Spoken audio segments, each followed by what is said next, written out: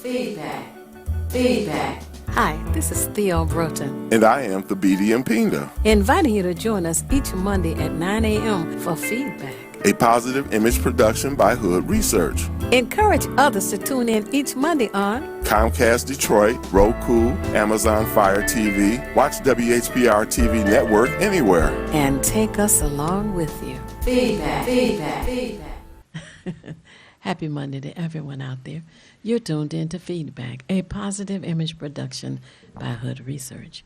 My name is Theo Broughton, co-founder of Hood Research, and my co-host. Thabiti, and we welcome you to the program. We want to say good morning to some who always tune in. Happy Monday to Rosa and to Vera and to Keith, Carl, and all of you who tune in, and Katrina. And thank you so much for tuning in. We have a guest with us today, and who is our Wayne County Treasurer.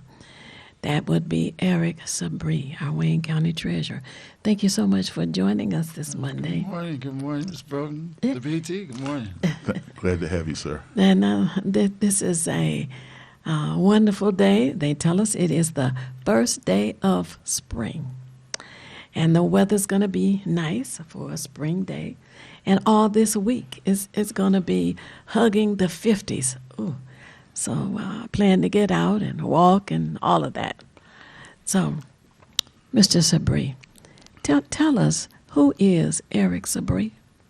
Well, Eric Sabri is the Wayne County Treasurer. And as a treasurer, my responsibility is to take care of all the county funds, to make sure we collect delinquent taxes, make sure that the money's available, and that we are investing it properly and making sure it's safe as much as we can. You know, with all the bank situation going on, I say Simi Valley and you have to Signature say Bank. as much as we can, because we do very diligent with our research, and we have a law that governs how we invest the money. So we also know that there's no guarantees of anything. Right. We know that we usually bank with some of the larger banks anyway. So, Okay. but we do invest in like First Independence and other banks. We buy CDs, so we try to support local banks because they do loan money in our community. Yes. And we want to support them as well. But we're very careful. And so, but besides that, we also help people to avoid foreclosure. That's what get most of the publicity as far as the Treasurer's office. I'm very concerned, very compassionate to taxpayers, and know that we hear that many stories of people who are struggling, and we don't want them to lose I don't want them to lose their homes. Yes. And I run into a lot of people who've been in Detroit for 50 years, 60 years in their homes. They grew up here, and they've invested in these properties, raised their children in these properties, and now they're struggling. So we make great effort, and I'm blessed to have a good staff and who's also concerned. So we're doing everything we can to help people stay in their homes. And one of the things this year that's so important is that we have federal money that's available to help people, and we've been going to all these community meetings, and we had a couple of good meetings last week. One in Ecorse, where over 100 people came out.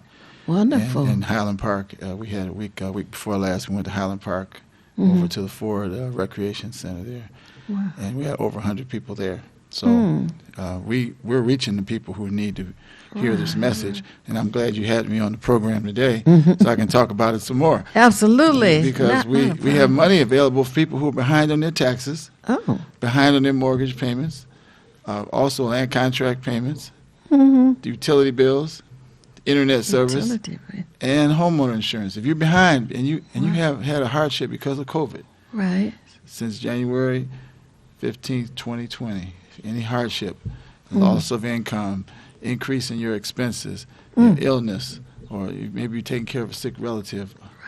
If you make within 150% of the area median income, which is in Wayne County is about $92,000 a year for a family of two. If you make in that range, you can qualify for a grant up to $25,000. Wow. for to help you pay your back taxes or any of the other things I mentioned, utility bills, so forth. So I'm concerned, of course, about the taxes because that's my job. Right, to right. collect the taxes. But the utility, if say for instance someone is caught up on their taxes, Yes. but they're behind on the utility bills, or Right. homeowner insurance, they can Not to apply for mention this. no water bill, huh? Yeah, they can apply for the Michigan Homeowner Assistance Fund. Just dialing 211. That's that simple. Dial 211. Oh, wow. They can sign up for it. And anybody who signs up for this program, they can be removed from foreclosure just by signing up for it. Now, let me Wow. ask, when they dial 211, what information do they need to provide to whoever they're speaking to in order to get everything, They can say, started? I want to apply for the Michigan Homeowner Assistance Fund because I'm behind on my property taxes. Or that's all they have to say. Michigan Homeowners Homeowners Assistance. Fund. It's abbreviated MIHAF, MIHAF, MIHAF. It's called MIHAF. And that's a program that's started last February, and over 3,400 people in Wayne County have already taken advantage of it, Oh, wow. to the tune of about $12 million so far. been spent. Now, the state had a program of sorts.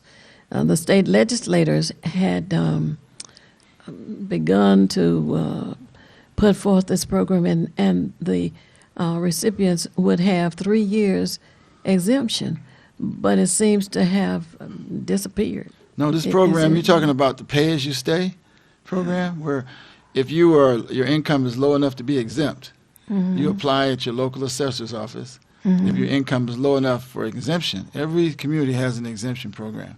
Okay. And if you apply for that, and your community is participating in this pay-as-you-stay, because it was optional.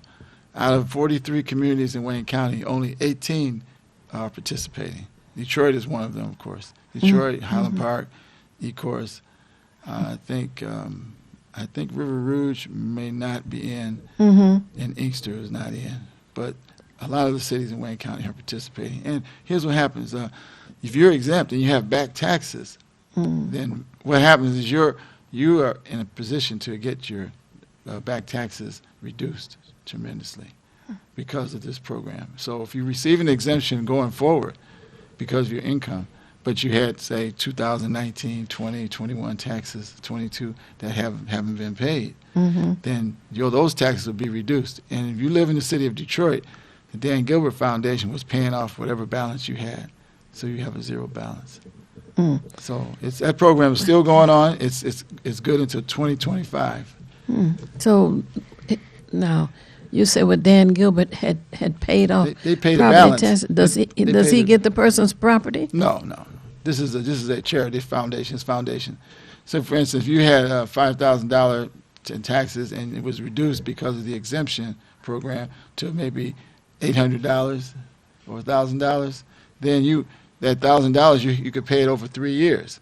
But in the city of Detroit, the Dan Gilbert Foundation was just paying off the balance.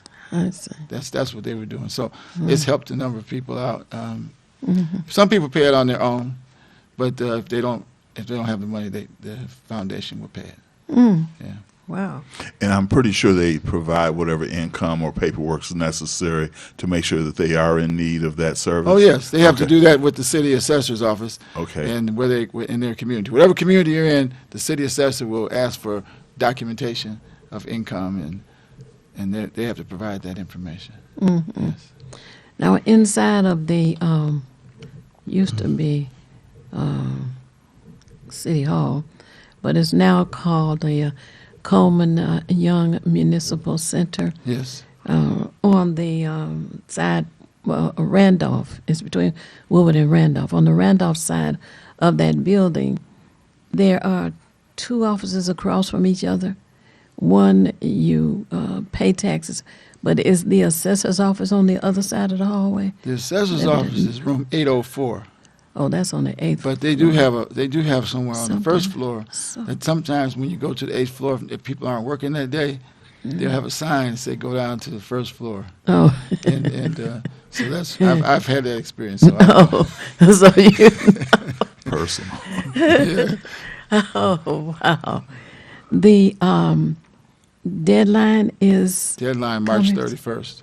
It's coming okay up. this month. So That's the right. end of this month, March 31st, Right, a week from this coming Friday is the last day to to either get into a payment agreement or pay your taxes, 2020 and prior year taxes. Okay. Yes.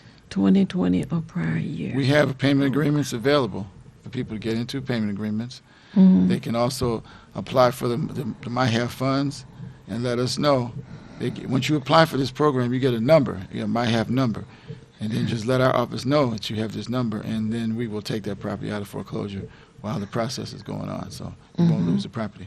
Also, if you are living in a home of a deceased family member, maybe someone passed and you never went to probate court, you never did anything to change the ownership.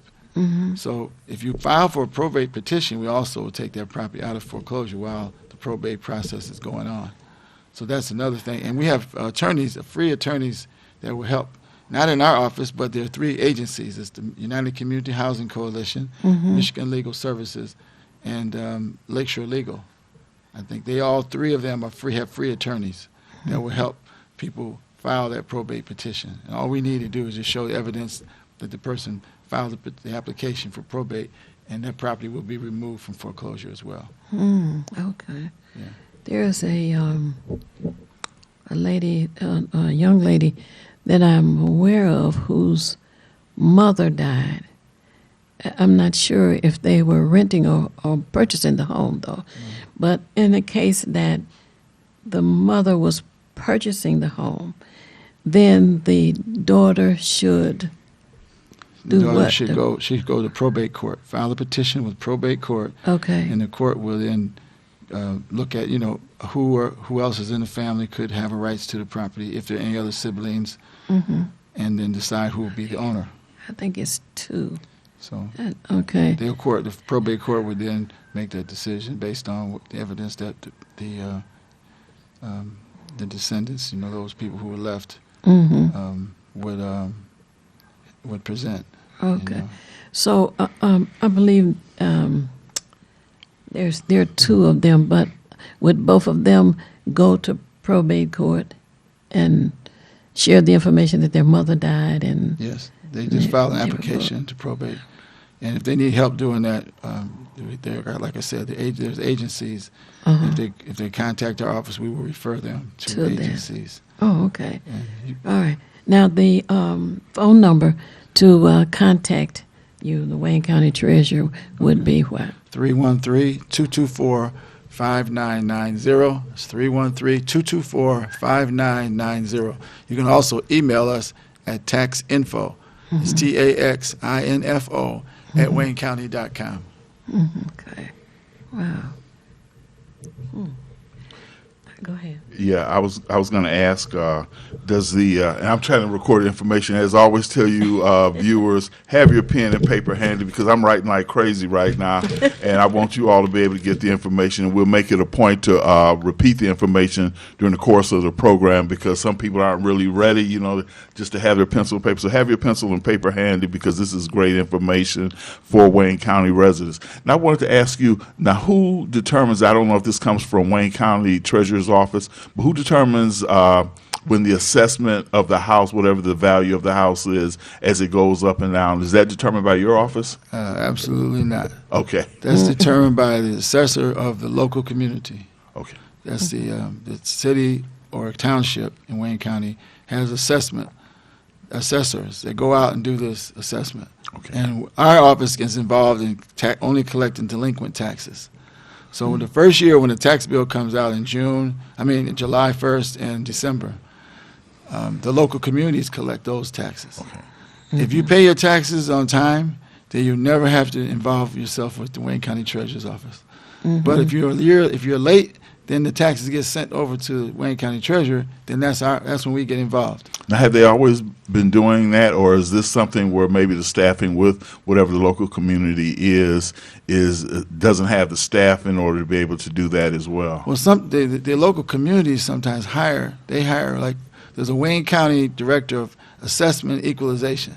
It's not associated with the Treasurer's Office, but they do it for a lot of the local communities.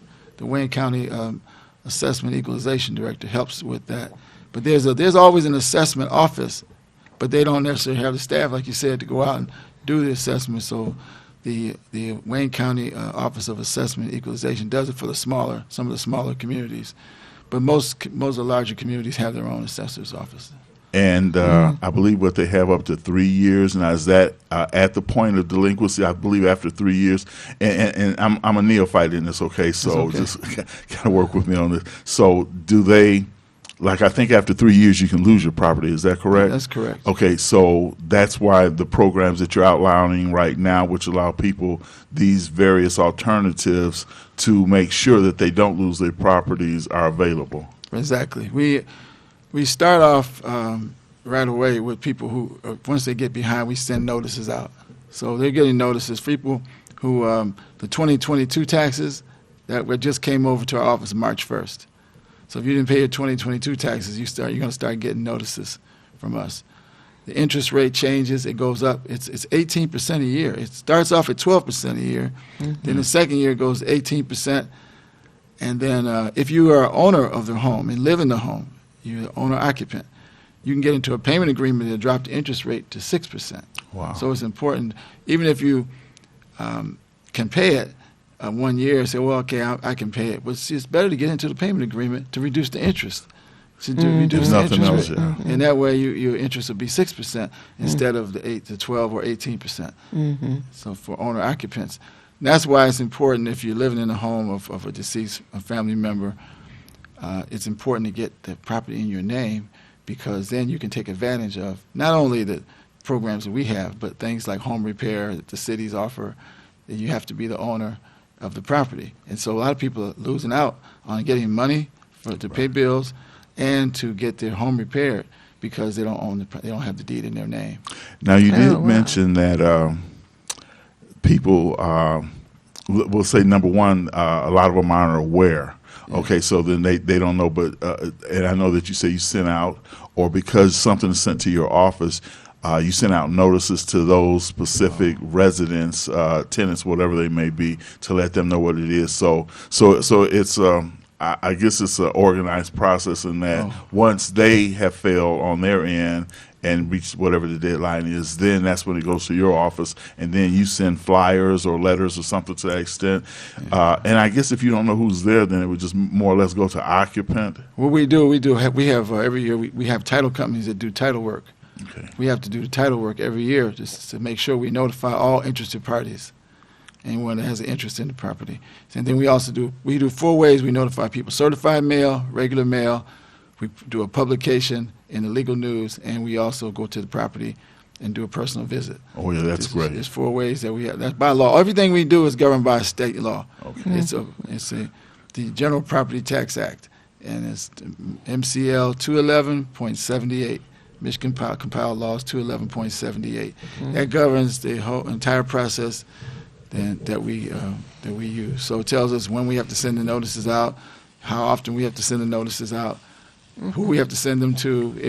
It's very, very clear as to what we have to do. I do appreciate, knowing that, and that people, there's various ways that they can be informed about it, which is important for them, like you say, making that personal visit outside of the other 3 things that you mentioned as well. I think that's very important because some people just tend to find out at the last minute, or they find out when it's past the last minute, and then they're in a scramble to try to do things. And I know you did mention that there are legal agencies also that offer free legal help in terms of trying to make sure that the tenant, whoever they may be, is able to maintain and stay in that property. Because I know people have lost their houses, just in my broader scope of things, hearing things, media and such, that people have lost their houses, and you hear the complaints because they end up on one of the local television stations and that type of thing. So I'm glad that you do it. Now, I haven't been down there in a long time, but you're still at 400 Monroe. Yeah, I want people to 5th floor, 400 Monroe, 5th floor, right in Greektown. You have to make an appointment to come in now. Okay. Because of COVID, we started doing appointments. It works well. Go to our website. Our website is very important. I want to give you that. It's treasurer.waynecounty.com. Treasurer.waynecounty.com. Our website has all the information, how to make an appointment. You can look up your taxes. You can find out how to pay at the kiosk, where the kiosk locations are. We have over 74 locations. You can pay your taxes at now with cash, credit card, or check. So there's and most people now are paying online. Most people, over 60% of the people who now, they pay online. And they use the online services to pay. So you can find out all that on, you can even enter a payment agreement online. So all that's at our website. We send out text messages too to people. We have their phone numbers because we require when you get into a payment agreement to leave, you give us your phone number, email address. So we send out text messages, email blasts to people who are in these plans who are falling behind. So we're constantly contacting folks, letting them know. We have a Ask the Treasurer meeting every third Wednesday of the month. But during March, we do it every Wednesday, 6 to 8. And people can get online, Zoom call, ask questions. And if you just, most of the time, someone will ask a question similar to the question that you had. So if you're just listening, you can hear most of the questions. And if you don't get your question answered on live, we leave the chat open for 30 minutes after the call so people can put the questions in. Then we'll have a staff to answer them within 2 days. Wow. So we've been doing this for over 2 years. As the treasurer, but in March we always leave it open every Wednesday because it's the deadline is coming up. So we get good participation on that. So it's a number of things we're doing. Saturdays, we have Saturday hours during March because we want to open up more appointments for people to have. They can come in on Saturdays, 8 to 2. So 8 a.m. to 2 p.m. on every Saturday. Every Saturday in March, yes. So And they would have to go online or call for a Saturday they appointment. go online to make an appointment. It's real easy. If you go to our website, treasurer.waynecounty.com, and then you'll see where it says, what do you want to do? You just say, I want to pay taxes, and say, make an appointment. They say, make an appointment, and then you just put in there, the appointment schedule will come up, pick a date and time, and come in. Oh, wow. So Okay. if you come up to the office, if you don't have an appointment and it's not crowded, then we let people go in. If it's real crowded, everybody's making their appointments, and you have to wait, or you have to come back. If somebody elderly comes up, somebody disabled comes up, we're gonna let them go in. We're not gonna make them come back. But it's just difficult when it's busy, right? And you have. Right. So we used to have 15 cashiers, and now we have 6. Wow. See, so we couldn't have long lines of people in the hallway either, because they'd be waiting too long. They just, it's not fair to the people who have to wait an hour and a half just to pay a bill. So the appointment system is working well, and we probably will keep it. And the kiosk seems to be working well. Kiosk is also. working well, and the online payments are doing well. So it's, Okay. the main thing is we want to get people to contact us, because a lot of times a lot of the seniors, for instance, they think they may have paid their city bill thinking they paid the county a drinking bill. So if we find out that happened, we will not foreclose on that property, because we know no one would pay the current bill and not pay the bill that would keep them out of foreclosure. Yeah, right. So it just shows that there was a mistake. They may have said, I already paid my taxes. Then when you talk to them a little bit, they bring you the receipt. You say, oh, this is the 2022. So you didn't pay the 2020. So now that means that you would have paid the 2020 because you had the money. Right. So we automatically, if we know this, we can help them. But if it goes on and we don't know, it could get foreclosed. Then the city's not going to give them any money back because they owe that bill. Every now and then the city might work with us, but sometimes they can't do it. They won't Wow. do it. We are at the bottom of our first half hour, and we have to go to a station break. But I want you to call friends and let them know that we're having this important discussion this morning. And they can call in if they'd like, 868-4336-313, 868-4336. And we will be back momentarily with the Wayne County Treasurer, Eric Sabree. This is Bruce Simpson, your City of Detroit Ombudsman. I am here to address all of your complaints and concerns. If you need assistance regarding city services, please contact my office at 313-224-6000 or contact us via email at ombudsman@detroitmi.gov. This is Bruce Simpson, your City of Detroit Ombudsman. It's the These Nuts Show with your host, Butter and friends. Butter here, magician escape artist, practicing for my show tonight. Come on in, have a seat. Everybody settle, Butter, you're on in 5, 4, 3, 2. In a few seconds, you gotta be enough to get out of this one. Twist a little turn. Ta-da! It's showtime. It's your old friend Butter here. I may be a nut, but I know to wear my mask. Please welcome my first guest tonight, fitness guru, Wally Wallman. Wally Womack here to tell you to wash your hands with soap and water for 20 seconds so you will stay healthy and strong like me. Almond Cruz here, sliding in with the news. Distance is what we must do to stay away from the chew and other germs in the air that might be trying to get on you. Social distancing is a wonderful way to see friends. As long as you're 6 feet apart, you win. Hey there, friends. I wouldn't miss this for the world. It's me, Pumpkin Spice, your healthy girl. Remember, it's important to use your kind hearts and follow the signs to stay healthy and safe at all times. Chica Chiminsky here to say, don't forget the little ones that need you to lead the way. That's how we remember to wash our hands, mask, and social distance today. Morgan Raisin. Yes, it's me, here to sing about health and safety. We are all here to help get a message out to your grapevine, teaching healthy choices to stay safe all the time. Don't let these guys drive you nuts. Put your mask on first. They'll let you be. And it keeps me safe from the chew that's trying to get on me. Butter me up. She's right, you know. Thank you, Hallie Cranberry, for joining the show. Let's all be nuts about our health. Social distancing, wash your hands frequently, use hand sanitizer, and wear a mask. Practice what we learned to stay away from the germs. We're all in this together. Coming soon, the many adventures of these nuts in a theater near you. All media platforms are engaged. Copy. Get ready to launch your show or product. Periscope ready. We're 5x5 ready to launch. Copy that. Trend worldwide across all major platforms. Ignition. 3, 2, 1. The world is waiting. Watkins Broadcasting. More than just TV.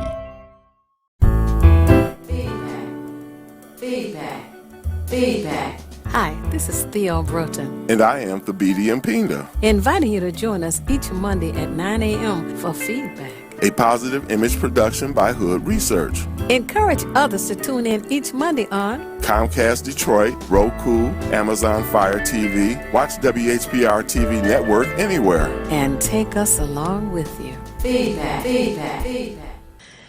You can go to the app, which is WHPR TV 33 on demand, and take us along with you that way as well. You can go to the WHPR website and watch the program, and also on Facebook. We have a caller. Yeah. Oh, okay. Okay. Hello, caller. Welcome to the program. Would you give us your name and how you're viewing us, please? Hello, caller. You're on the air. You know, Hello? before we, Yes, you're on the air. Speak, please. your name? Hello? Hello, I can't hear anything. Am I on? Yes. Yes. Oh. Can you hear us through your phone or your TV? Hello, caller. You're on the air. Okay, can you hear me, Thabiti? Yes. Nobody can hear me? Yes, we hear you. You're on the air. Speak, please. Okay, hi. My name is Keith Hines. I think you guys know me. Can you hear me? Yes. Am I on? Yes. Yes, we hear you. Okay, it's like we're on some kind of delay. Right, we are. I can't hear you through my phone at all. I can hear you on television, but there's a big delay, a long delay. Turn your TV down. Okay, what I'll do is I'll just speak, and then you guys can respond. Okay. I guess he can see us. I'm nodding, so he'll know. Okay, I'm just gonna say question I got. I have a question. The Michigan Supreme Court ruled that counties can't keep the surplus proceeds from the tax foreclosure sales. Okay, in other words, the money from the tax foreclosure sales should be coming back to Detroit. And then the other question is, even though I can't hear you guys, the revolving delinquent tax fund, okay, is that set up to work where the funds do come back to Detroit from Wayne County in that revolving delinquent tax fund? So would you like an explanation of Okay, that? I'm going to hang up now and listen on television. Okay, well, Okay. the first question I heard was something about a lawsuit saying that surplus funds from, I guess, the auction. I can explain that too. It's a long explanation, but I'm going to go into it right now. Okay. Is I think it was 2019, a taxpayer in Oakland County, Mr. Raffaelli filed a lawsuit against Oakland County. He said that he had foreclosed for like $8 and something, and they sold the property for $30-some thousand. Wow. So he filed a lawsuit and said that the county should not be allowed to keep anything more than the taxes that were owed. Why were they allowed to keep what he called his equity in the property? So, which the law allowed at the time. So he filed and went all the way to the Supreme Court, and the Supreme Court ruled in his favor, and it said that no, the county can keep the taxes and the expenses, and then the law was changed. The legislature came in and made some changes in the Property Tax Act, which says the county now can keep the taxes, the expenses of the auction and foreclosure process, and a 5% commission for the sale of the property. But then when they changed the law, they made a procedure for doing that. So if someone, I'll give an example, so that'd be a good way of see how it works. If you lost your property, for instance, right now for $5,000 in back taxes, and that property sold in the auction for, say, $40,000. So say just to make even number, it won't be this expensive, but say the expenses were $3,000 and you got a commission of $2,000, so it's $5,000. So you add that to the taxes of $5,000. So you got $10,000 that comes back to the county. The other $30,000 now is called excess proceeds. This money now is the person who lost it is eligible to receive that excess proceed, that $30,000. But there's a process for doing that. The legislature, when they changed the law, said this person has to file a claim of interest form, which we post on the website, and we also send out a postcard to tell people that you lost your property. And they have to do it between April 1st and July 1st.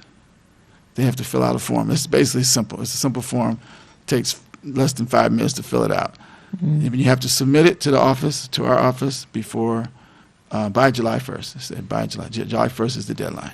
That's of anyone who lost their property. It's a claim of interest form. The claim of interest form is for the period of time when it was actually auctioned off. No, the claim of interest form is for the money that would be the difference, the excess proceeds. Right. Once we sell it, if we sell it, if Right. it sells. If it sells in auction and there's excess money, this person wants to claim this money, they have to fill out a form between April 1st and July 1st. Of the year when it was sold. When the year was foreclosed and sold. Auctioned off of it. Yeah, same year. Oh, okay. So once we get that form, then we log it in and say, okay, now the state requires that after the auction is over, we have to notify the state of all properties that we sold, how much the taxes were, what our expenses were, the 5% commission, and what was left over, the excess proceeds. We have to send them a report, which we already did from last year.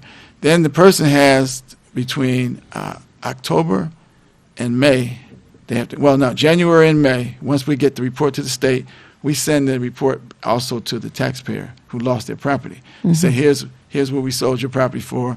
Here's what the excess proceeds are. That person between January and May, once they get the notice from us, they have until May to file a motion with the circuit court. And then the judge will decide if anybody else had an interest in the property. It could have been multiple people with interest. It could have been a bank or someone with a construction lien, or someone else had filed a form because they had an interest in the property. So that was that is filed. So all of this is in the law. If somebody wants to read it, it's in Michigan Compiled Laws 211.78 Section T.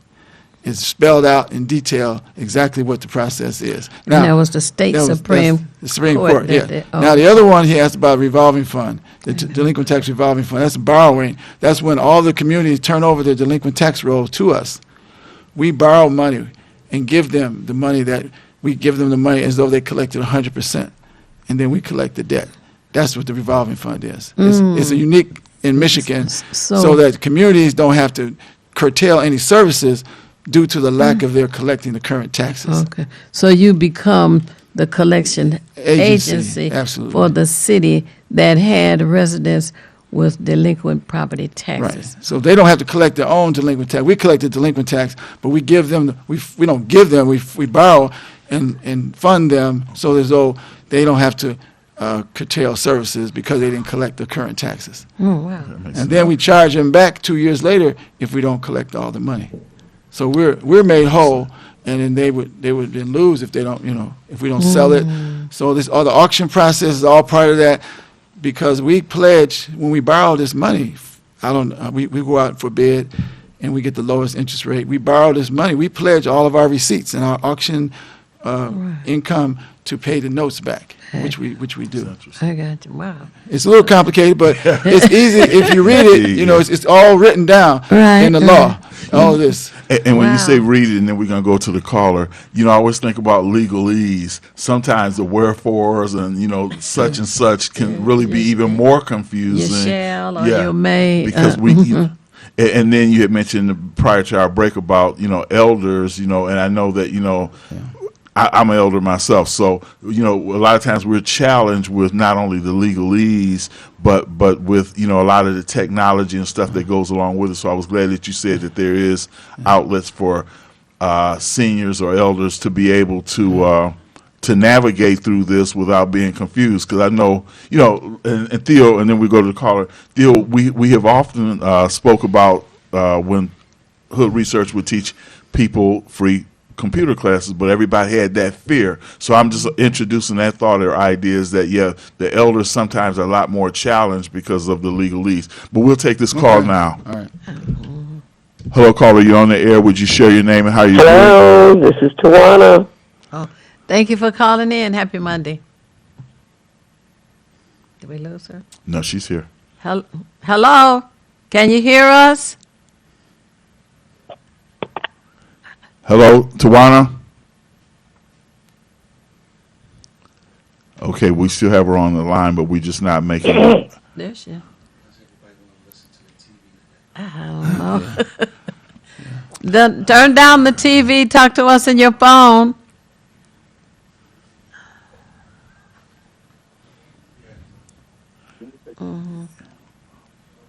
Well, maybe she'll Okay. keep be able to. Let me mention Right. something. A lot of times. Hello, Okay. can you hear me? Yes. Is she looking at the TV? Yeah. Yes. The thumbs up. We hear you. I cannot hear you. I can see you on television. Okay. Ask. Yes. Can yes. you hear me? I can't hear you. Yes. I'm nodding my head. Yes. Very clearly. Hello. We Can hear you you clearly. I don't know. Yeah, we got another caller after her, so let's hope it's not a. Right. Hello, can you hear me? Yes. Speak. Anyway, I can't hear you, but That's my okay. question is about the nuisance abatement. Are we going to be able to have any buy property through the nuisance abatement, and also about the repairs? Are we going to be able to have any assistance for the repairs? I'll hang up and listen. Okay. All right. You know, there have been a lot of complaints about roof repairs. Go ahead. The cities all have block grant funds and also relief funds to home repairs. So you have to start with your city, the housing department, the city of Detroit planning and development department in the city. The cities are in charge. We don't have anything to do with that in the treasurer's office, and the county as well. Those funds are block grant funds, mostly from federal government, that the housing departments are involved in. Now, she asked another question, too. Okay, can they call 211 to get information there as well? Yes, you can. Also, 211, okay. Wayne Metro Agency is another agency that can help with the home repairs. Wayne Metro. Also, she mentioned about nuisance abatement. Yes. They have the city of Detroit, I know Land Bank was doing nuisance abatement lawsuits. And some other cities were involved with the Wayne County Land Bank doing nuisance abatement lawsuits. They're filing lawsuits against people who didn't take care of the properties, and they were also doing given a certain amount of time to fix up the property or board it up and clean it up. And if they didn't do that, the circuit court could then take the property from them. I'm not sure of the status of these nuisance abatement programs, how active they are, but they were run through the land banks. I know the Wayne County Land Bank is not doing the nuisance abatement program at this time. I know that for a fact. But as far as the Detroit Land Bank, I'm not sure. We have to check that. I think that was started by Councilmember Marianne Mahaffey years ago. That was long. I remember that a long time ago. She started. It was something similar. Then they had a program from the county that was being run. They was doing drug forfeitures, and then they started with the nuisance properties. They were doing both of those. Gotcha. We can go to the next caller. Yes. Hello, caller. You're on the air. Would you share your name and how you're viewing us, please?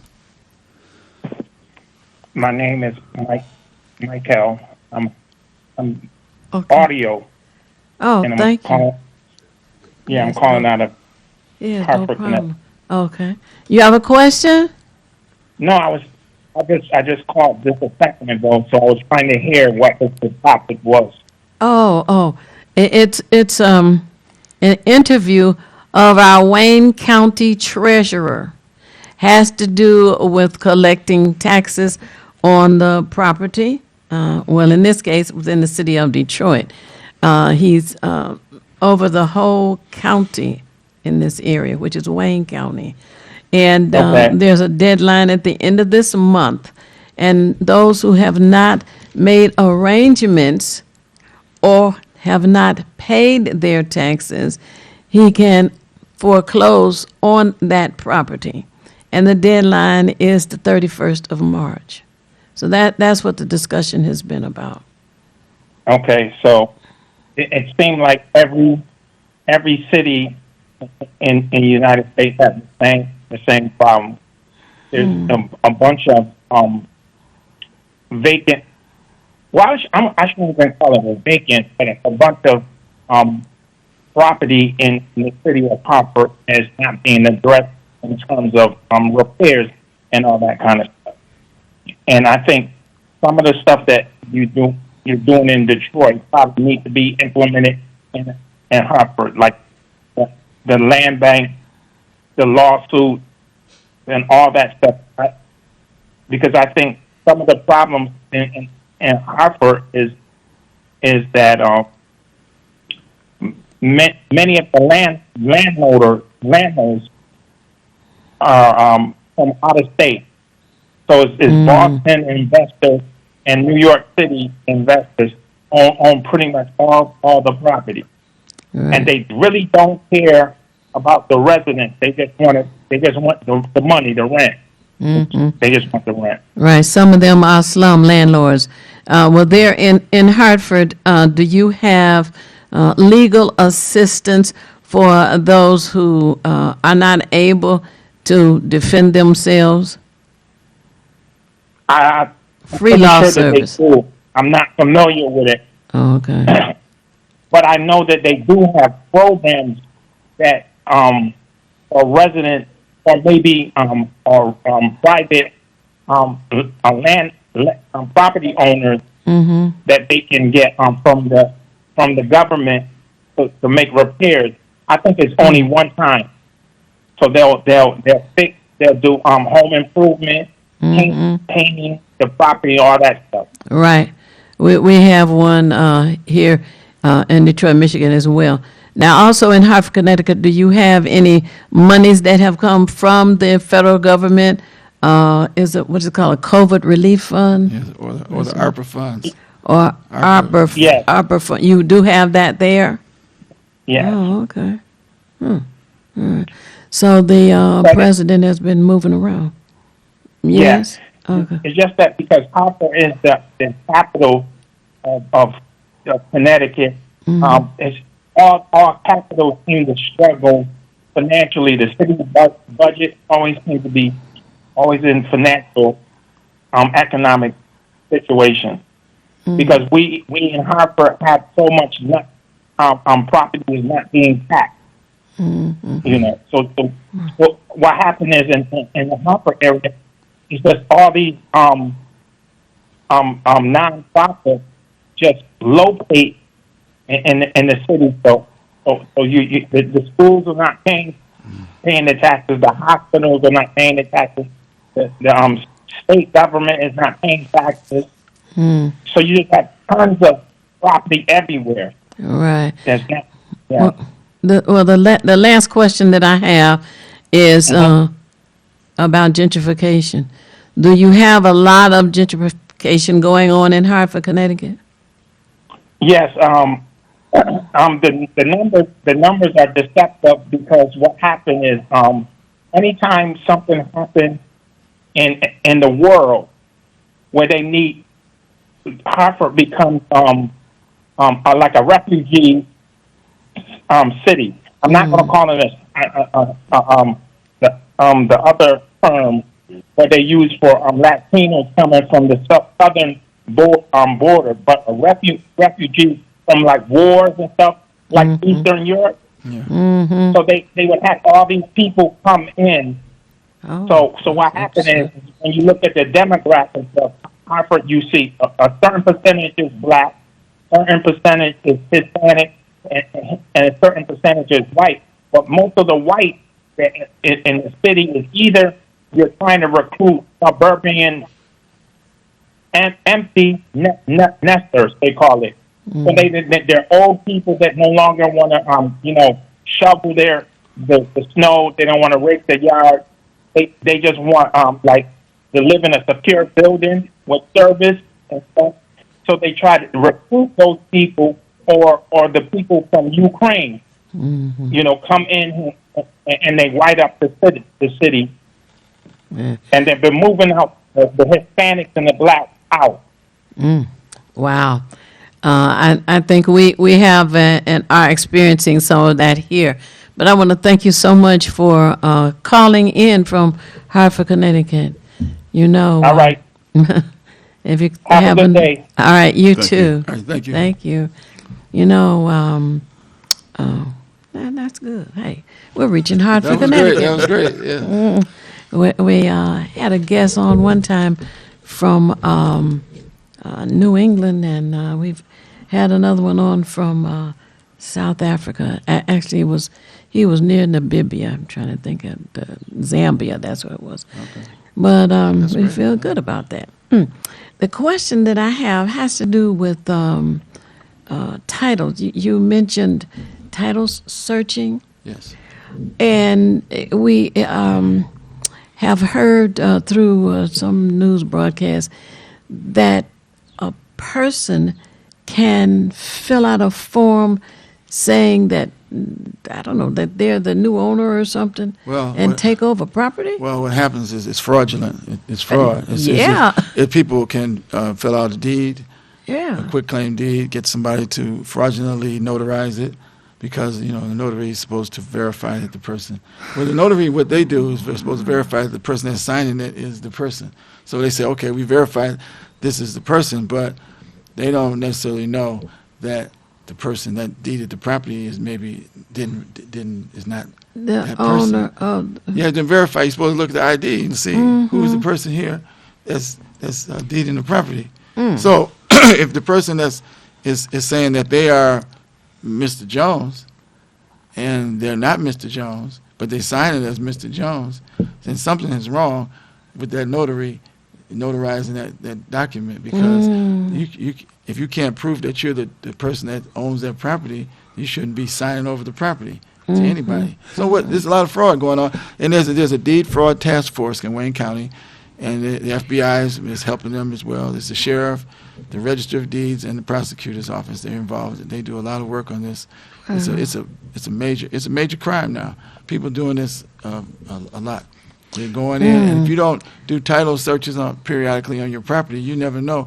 You try to refinance or try to sell your property and find out that somebody else has names on there, and you didn't even know. What is the? Go ahead. Well, I was going to say this is a personal thing when you mention it, because my mom lost a property because somebody did a quitclaim deed. Yeah. Then they had a phone. Well, the person was a legitimate notary, but they were paid off by the person who did the quitclaim deed. So when we went to court, they had her do handwriting analysis or whatever it is, where they had to see, well, how did she sign her signature compared to the one that was on the document. I know we were in front of Judge Wendy Baxter, I'm pretty sure, and since the company who this individual got the loan from the property, I think they pulled like $60,000, between $60,000 and $70,000, because after they filed the deed, then they went to get a loan on the property, which they did, and the lender, according to the judge, said that, well, okay, the lender lended this under the assumption that the person who requested the lien was the owner of the property. So she ended up losing her property, and the judge said, well, they did what they did in good faith, and it's not our fault that this has been a number of years ago. Let's say about 10 years ago. It's probably a little longer than that. But she ended up losing her property because somebody did do the quitclaim deed. They did get a notary to forge. The person who got the house forged the signature, and then the notary knew that they weren't dealing with my mom, but they accepted it because let's say they get paid a couple of $1,000s or whatever to just process the document. Is there any legal recourse to that? Well, it's a crime. Yeah, it's a crime.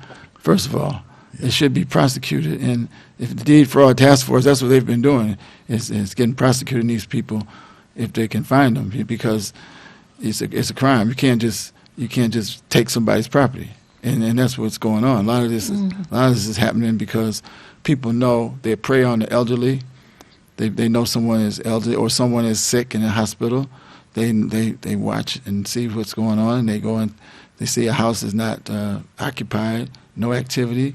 They go and try to take the property and then sell it to someone else and get the money. Oh, wow. Yes. And so this is deed fraud. It's the deed fraud task force in Wayne County. And that's there's a number. I don't have their number, but it's you can find it. Just the Deed Fraud Task Force. If you look that up on Deed Fraud Task Force, and look it up on. Now is that through the Is that through the Wayne County Sheriff's Department or Detroit Police Department? It's all three agencies: the Wayne County Sheriff, the Wayne County Prosecutor, and the Wayne County Register of Deeds. All three of those agencies are involved in this. Deed Fraud Task Force. Oh, okay. And the FBI has been helping them too. Oh, okay. Yeah. So how frequently should a person, I don't know, and who do they call to check the deed? You can get it from the Register of Deeds. You can just check with the Register of Deeds periodically. They're located in 400 Monroe, seventh floor. And they have online services as well. You can go online. Wow. Check your property and see. Just periodically to check and see. Say maybe once or twice a year, or I don't like know. that. I don't check mine every year, but I probably should. Mm-hmm. Wow, that's something. Ooh, we're approaching another break. This is really getting serious here. We have our guest this morning, Wayne County Treasurer Eric Sabree, and we have to take a pause for the cause, a top-hour break, and we'll be back momentarily. It's the These Nuts Show with your host, Butter and Friends. Butter here, magician escape artist, practicing for my show tonight. Come on in, have a seat. All right, everybody settle. Butter, you're on in 5, 4, 3, 2. In a few seconds, there gotta be enough to get out of this one. Twist a little turn, ta-da! It's showtime. It's your old friend Butter here. I may be a nut, but I know to wear my mask. Please welcome my first guest tonight, fitness guru, Wally Wallman. Wally Woodland here to tell you to wash your hands with soap and water for 20 seconds so you will stay healthy and strong like me. Almond Cruz here, sliding in with the news. Distance is what we must do to stay away from the chew and other germs in the air that might be trying to get on you. Social distancing is a wonderful way to see friends. As long as you're 6 feet apart, you win. Hey there, friends. I wouldn't miss this for the world. It's me, Pumpkin Spice, your healthy girl. Remember, it's important to use your kind hearts and follow the signs to stay healthy and safe at all times. Chica Chiminsky here to say, don't forget the little ones that need you to lead the way. That's how we remember to wash our hands, mask, and social distance today. Morgan Raisin. Yes, it's me, here to sing about health and safety. We are all here to help get a message out to your grapevine, teaching healthy choices to stay safe all the time. Don't let these guys drive you nuts. Put your mask on first. They'll let you be. And it keeps me safe from the chew that's trying to get on me. Butter me up. She's right, you know. Thank you, Hallie Cranberry, for joining the show. Let's all be nuts about our health. Social distancing, wash your hands frequently, use hand sanitizer, and wear a mask. Practice what we learned to stay away from the germ. We're all in this together. Coming soon, the many adventures of these nuts in a theater near you. This is Bruce Simpson, your City of Detroit Ombudsman. I am here to address all of your complaints and concerns. If you need assistance regarding city services, please contact my office at 313-224-6000 or contact us via email at ombudsman@detroitmi.gov. This is Bruce Simpson, your City of Detroit Ombudsman. All media platforms are engaged. Copy. Get ready to launch your show or product. Periscope ready. We're 5x5 ready to launch. Copy that. Trend worldwide across all major platforms. Ignition. 3, 2, 1. The world is waiting. Watkins Broadcasting. More than just TV. I'm Wayne County Treasurer Eric Sabree. We are living through unprecedented times with a global pandemic now approaching its third year. As a result, the Michigan Homeowner Assistance Fund was created. This fund, administered by the state of Michigan, is designed to help homeowners cope with pandemic-related hardships, such as delinquent property taxes. To see if you qualify, please visit. Call 313-388-9799 or email taxinfo@waynecounty.com. We're here to help. You ready to put your podcast on iHeartRadio? Yes, your podcast on iHeartRadio. What about Alexa, Roku, Fire Stick, Apple TV, Android, or iPhone? Plus live TV streaming. Get your podcast seen and heard all over the world. Call 313-868-6612. Pre-recorded shows are accepted to be archived. This is a WHPR distribution platform. Download the app from the App Store. Go to WHPRTV.com. Channels available for lease 24/7 on Roku, Fire Stick, or Apple TV. Coming soon, subscription and pay-per-view. Also, Block time is available. Get yours. Call 313-868-6612. That's 313-868-6612. Executive producer R.J. Watkins. Program director Henry Tyler. 107.5 FM WGPR HD2. RadioWeCanSee.com.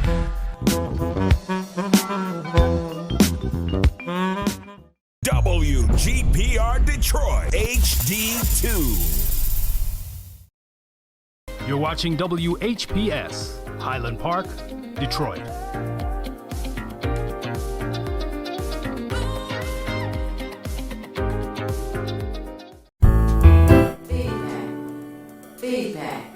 Feedback. Hi, this is Theo Broughton, And I am Thabiti Mpinda, inviting you to join us each Monday at 9 a.m. for Feedback. a positive image production by Hood Research. Encourage others to tune in each Monday on Comcast Detroit, Roku, Amazon Fire TV. Watch WHPR TV Network anywhere. and take us along with you. Feedback. And as we say, take us along with you. And we have returned for the last segment with our Wayne County Treasurer, Eric Sabree.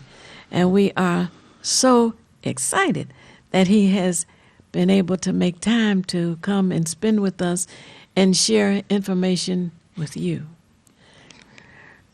We were talking before this break about checking your deeds and your title, doing a title search, and there was information that you wanted to share about the Register of Deeds. Oh, yes. The Register of Deeds does have a program where they alert people when there's activity on the property. So that's something I failed to mention earlier. I wanted to bring that up. I've never experienced it, so I haven't received anything, but I know there's a program that they have. That if there's activity, if someone is transferring your property, that they alert the person, alert the owner that there's activity on their property. That's something, yeah. Well, we need to check more about that, and we can share that additional information. Okay. Now, there's a method by which we contact your office. Oh, yes. You can contact us by phone, 313-224-5990. You can call. You can email us at taxinfo, TAXINFO, at WayneCounty.com. And, of course, our website has all of our information, treasurer.waynecounty.com. And then the last request of mine that I think that is important for people to know is every Wednesday you have a Zoom call. Now, can others call in if they don't have Zoom capability? Sure. Yes, they can call in on the phone. We have a lot of people that have the iPhones. We just ask when you call on your iPhone, put the name under there so we know whose name it is, because we have like 5 or 6 or 10 iPhones. Call iPhone John or iPhone someone.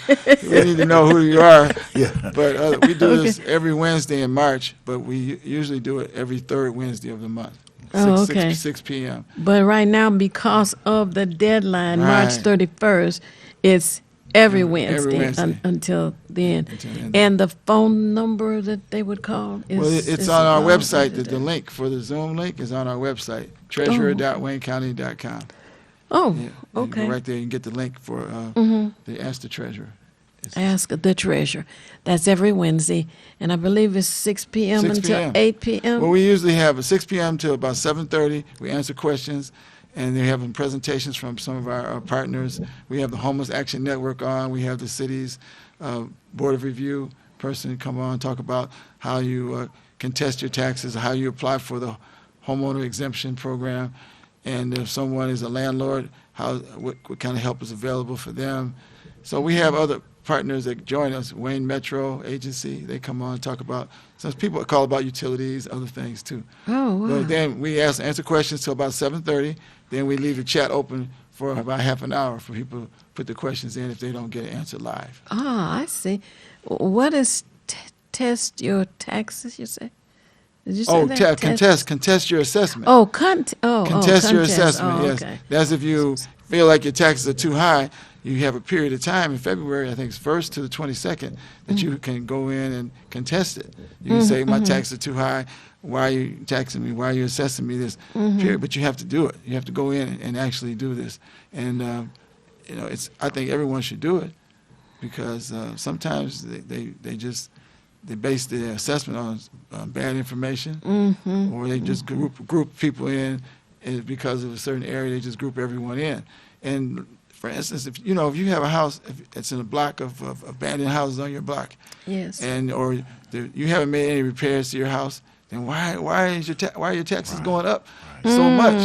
You know, maybe it's one thing, you know, if it goes up just a few dollars, Right. but to jump up, you know, $100 or $85 in a year, say, well, how can it go up? What happened? I can't get an appraisal to go up that high. Can't sell the property for what you say it's worth. Right. So what's the reason? You know, just so you should challenge it, just to get to find out what caused the city to do what they did. You and know, that starts February the 1st. it's February 1st or 22nd. And if you don't do it during that period of time, then you just have to wait till next year. Okay. You just have to complain for a year. Well, let me ask you about this, some people say, phenomenon. All right. There is a home, I don't know who it belonged to previously, but it was sold, was it last year, for $4.5 million? In which city is this? Good question. It's in Detroit. Detroit between 7-8 miles. What is it? Not Sherwood. There's Sherwood Forest. Palmer and Woods? Palmerwood, yeah. Okay. Yeah, 4.5. Okay. And people were shocked, more than surprised. Now, since you talk about a house being on a block with those that have been demolished, now on a block where that property is being sold at that price, that would cause the other properties in proximity, whatever reasonable proximity to it, that's a big factor. to go up. That's a factor. Yes, it is. Market activity is a factor with assessments. Wow. Yeah, because from my I guess basic understanding of it, when they do an assessment of the property, they look at the property values of all the houses within a specific half-mile range or whatever it is that they use as a criteria, and then your house is pretty much lumped into that. But as you say, if there's vacant, abandoned properties or just plain old vacant land, and they still are assessing your property at what the homeowner would consider an unfair wage, like you say, just go into it and although you say it's only from February 1st to the 22nd, I believe. Right. Okay, to try to contact for assessment. Now, one of the things I want to ask you, because I know we're running up on the last part of our interview, Yes. you gave a number 211. What was that number? That number is for Michigan Homeowner Assistance Fund, my half. Okay. That's to help get the grant money for the back taxes, utility bills, and homeowner insurance, internet service. That's behind due to COVID, any kind of COVID relief. You don't have to have contracted COVID. You just have a hardship based on COVID. Because I talked to one of the seniors at Highland Park that was here in Highland Park a couple of weeks ago, and she was 80 years old, and she was denied assistance from the state because she thought the question to her was, did you have COVID? And she said no. And he said, well, if you haven't had any problems based on COVID, then you're not eligible. So when we understood what happened, then she's appealing her decision because seemed like she would have been eligible. So we said, we're going to help you one way or the other. Somehow, either your income is low enough, you should be exempt. You could get into the My Half program and get the taxes paid. But also because if you had any kind of hardship based on COVID, you didn't have to have contracted COVID. So it's just that was a misunderstanding. She misunderstood the question, and when she said no, then they said, oh, well, you're not eligible. So sometimes you have to, talk to individuals, find out really what's going on. That's why I had mentioned elders earlier too, because a lot of times, a lot of the stuff is, like say the legalese, et cetera, can go over a person's head. They can think they're hearing something, hear something totally different, and the answer can just throw them a lot further off. And since life is moving so rapidly now and everything, just for elderly people, it's hard to keep up. We try to work with our staff to make sure that and we have a good staff. But everybody's not perfect, nobody's perfect. And sometimes people don't ask enough questions. Sometimes you have to ask questions, try to pull information out from people because they're a little nervous when they come down to the office. Right. They're about to lose their property, dealing with government, people get intimidated. So they may not know what question to ask. They may not know what to say. So you have to pull this information out of people. Ask them, do you own the home? Do you live in the home? Do you have a deed in your name? What kind of information You try to get as much information as you can from them, so that you know how to help, how we can help. So we work on that in our training and with the staff. Say take the extra time. Don't be such a rush to get people in and out that you don't ask them the right questions. Because I see people sometimes walking out of the office, and I make a habit of, as I see them leaving, sometimes I say, well, did you get everything you needed? And every now and then somebody will say, I'm totally confused. I said, well, well, don't leave. Right. Don't come here, waste all your gas money and time, and then leave and not understand what's going on. If you come down to the office and spend that time and money to get down there, you make sure that you get what you need. You ask for a supervisor, whatever you need to do, but don't leave confused and unsure of what's going on. That's one thing we don't want you to do. Right. I appreciate that too. Just speaking on my behalf, for all those out there, because a lot of times it can be very impersonal. As you say, the person moves along and they're just as lost or even more lost than when they came in. And everybody requires. We got one last caller. We're going to try to get in real quick. Hello, caller. You're on the air. Would you give us your name and how you're viewing us, please? Yes, this is Katrina, and I'm viewing you on the... Go ahead. And I'm asking a question regarding the hardship based on COVID. If we can get that number again. Oh, the number. Yeah, Is that the 211. 211. Okay, 211. Mm-hmm. And, there's another number, trying, too. There's a second neighbor number. Of mine who had lost his home due to taxes, and I was waiting for him to come to here so he can speak with you all, but he hasn't made it here yet.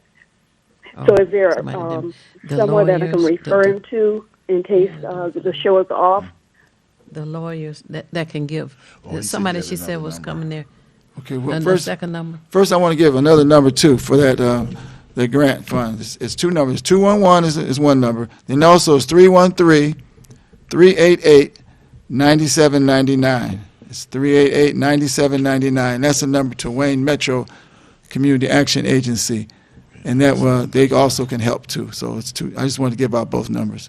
But the other question was if a person had lost their property to property taxes. If she needed a legal assistance. Oh, legal assistance that you can get from the United Community Housing Coalition. Do we have a number, Beverly, here? They're located on 2nd Avenue. Yes, they are. They're near Cass Tech High School over there. Oh, near Cass. Okay. Then there's Michigan Legal Services also. Did you write that down? Yes, I'm writing it down. Okay. All right. Michigan Legal Services. Also, United Community Housing Coalition. United Community Housing Coalition. Okay, got it. Okay. Now, both of those are for legal service. And they have free attorneys. They're free. Right. Yeah. Did you get it? Yes, I have it. Okay. All right. Anything else? Services. Pardon? Thanks for your services. Appreciate it. You're welcome. Thank you for calling in. You're welcome, too.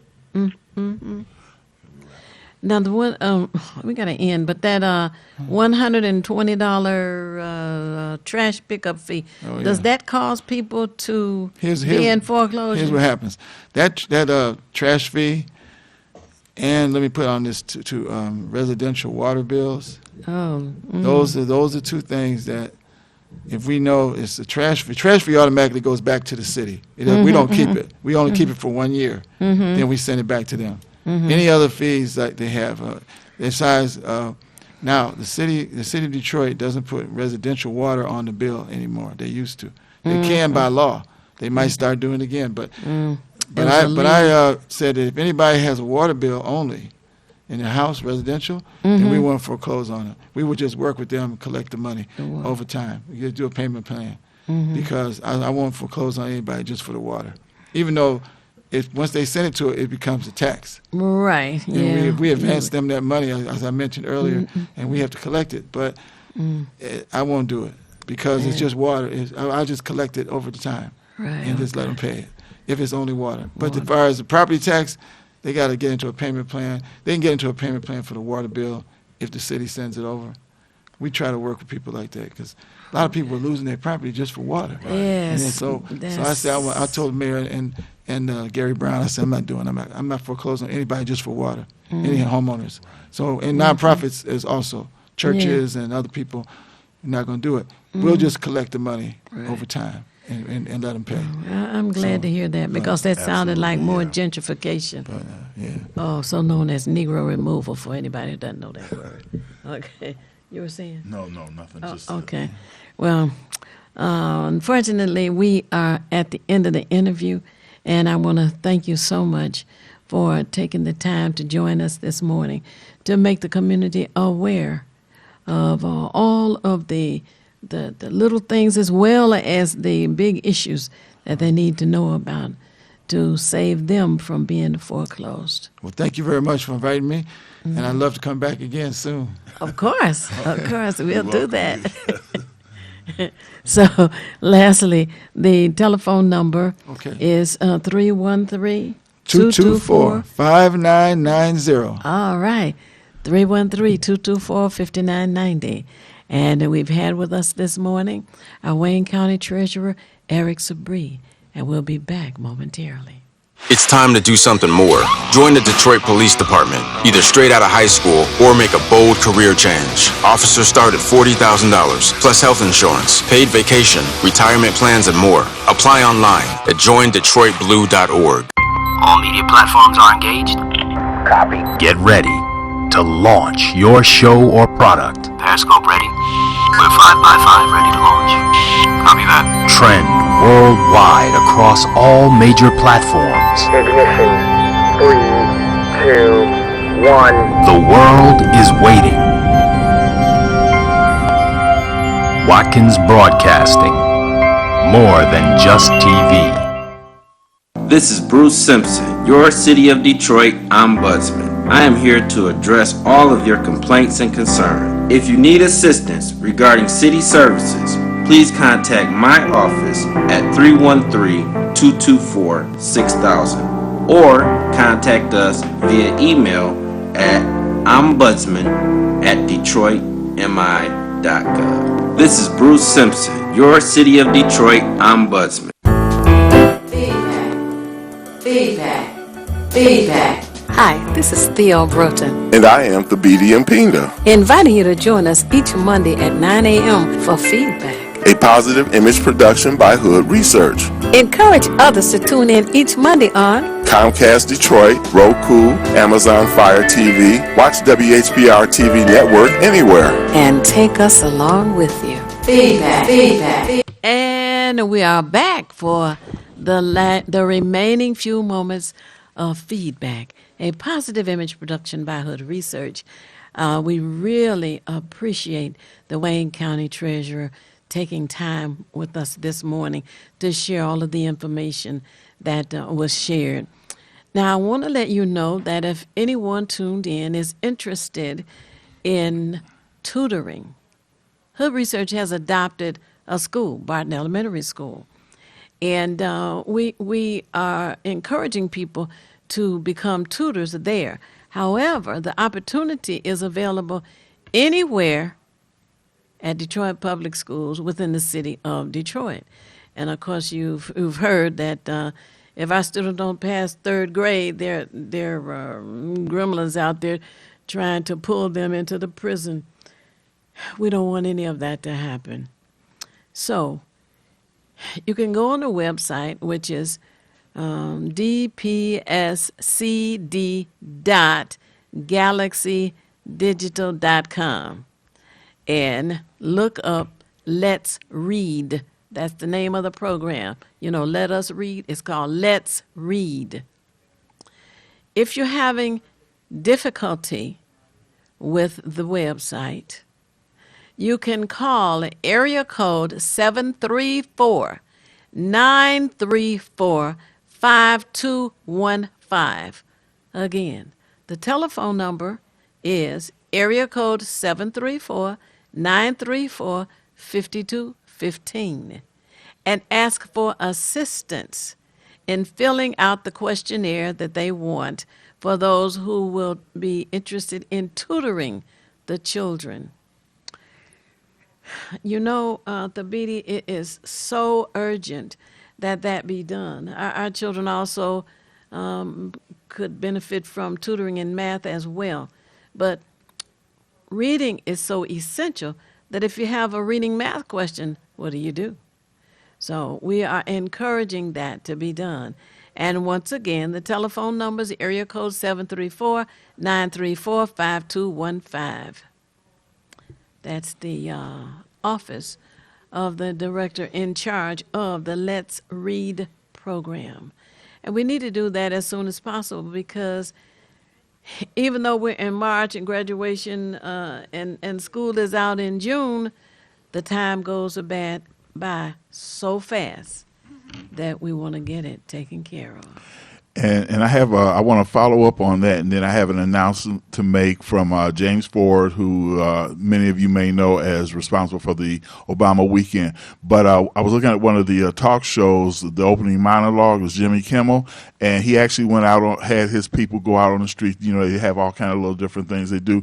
But the thing that struck me was they were asking people randomly on the street, what's the last book you read? And every person that they talked to had not read a book in years. I don't want to just say in months. They hadn't read it in years. Now, I've just finished a book myself on Lenny Bruce. I just found it interesting. He's been one of the original comedians that had ran into a lot of FCC and other First Amendment issues about his comedy routine. But I did read the book. So my point is, and to what Theo was saying about reading and tutoring, it's just so essential. And I became absorbed in the book. I have to say, you know, I like the idea that you can read and then your imagination becomes a part of that. You know, you can visualize things just through the things that you read. So it's critical. And if anybody can, and after I give this James Ford announcement, Theo can give you the phone number again, because if you're retired, you could be a retired teacher or whatever you may have been doing. If you've got the time,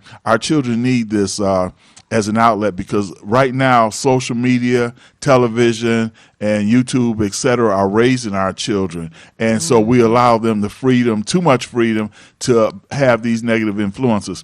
Now, this is the announcement from James Ford. Many of you know already, if you're out there driving or a passenger, have seen cars that just blatantly run red lights. And I've seen this, I see this every day because I'm out there in the street every day. And it's a little frightening too. Some might slow down and run their light, and some of them don't slow down at the light at all. So this is his announcement. James Ford asked the question, what has love? Love has everything to do with it, because the mayor, city council, police commissioners, and police love their children, spouses, siblings, cousins, friends, grandchildren, and terrible neighbors next door. They would find a way to stop this blatant red light running in Detroit. Detroit is being called the red light running and drag racing capital of the world. Please, and I hope you have your pencil handy, please call the mayor's office, which is area code 313-224-3400. Again, the mayor's office is 313-224-3400, or you can call the police commissioners at area code 313-596-1830. Again, the police commissioners' phone number is 313-596-1830, and tell them summer is coming and you don't want to be dodging 3,000 pounds when taking off after the light turns green after a stop. You can also contact him at email at realgoodpresident44@gmail.com. Again, that's realgoodpresident44@gmail.com. And I thank you, and I hope that you all do become involved, because people will be hurt. I see this too often. I shake my head. I don't say anything to the person because, of course, we know road rage is a new phenomenon. And if you try to check somebody and they're doing something wrong, then you run into another issue. But we need to take care of that. Now, Theo, if you want to mention that tutoring thing again, because I think it's excellent. Certainly. The telephone number for those who are interested in participating in the Let's Read program is area code 734-934-5215. Again, that's area code 734-934-5215.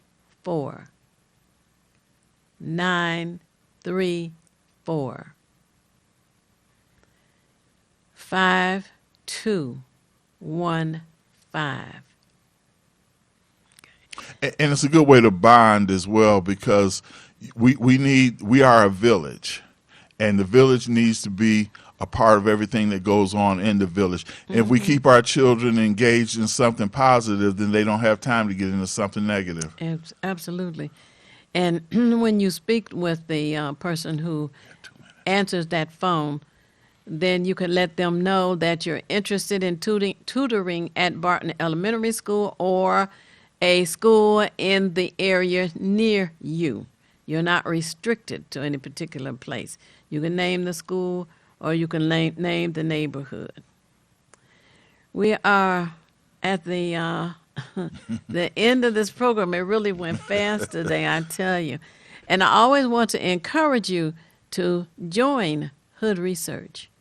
It's the membership is $20 a year, or it's $300 for a lifetime to participate in us as we do what we can do to help make a better community in which all of us want to live. We're interested in curb appeal this year. You know, I talk about that from time to time.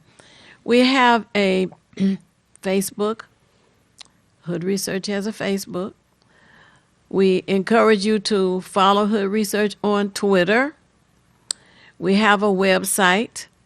We have a phone number, which is area code 248-234-2371. Again, that's area code 248-234-2371. The email for Hood Research is contact@hoodresearch.org. That's CONTACT, the little at symbol, you know, the A with a circle around it, HOODRESEARCH.org. Contact@hoodresearch.com. .org. Oh, shoot. Contact@hoodresearch.org. Of course, you don't have to put the in there. And until Saturday, we have a conference call. You can get that off of our website, etc. You can join us on Saturday between 3 and 6 p.m. This coming Wednesday, Joe Madison is going to be here at the new auditorium, 9828 Grand River. And we'll be back here Monday morning. Feedback. Thank you for tuning in. Peace. Feedback. Hi, this is Theo Broughton. And I am Thabiti Mpinga. Inviting you to join us each Monday at 9 a.m. for Feedback, a positive image production by Hood Research. Encourage others to tune in each Monday on Comcast Detroit, Roku, Amazon Fire TV, watch WHPR TV Network anywhere. And take us along with you. Feedback.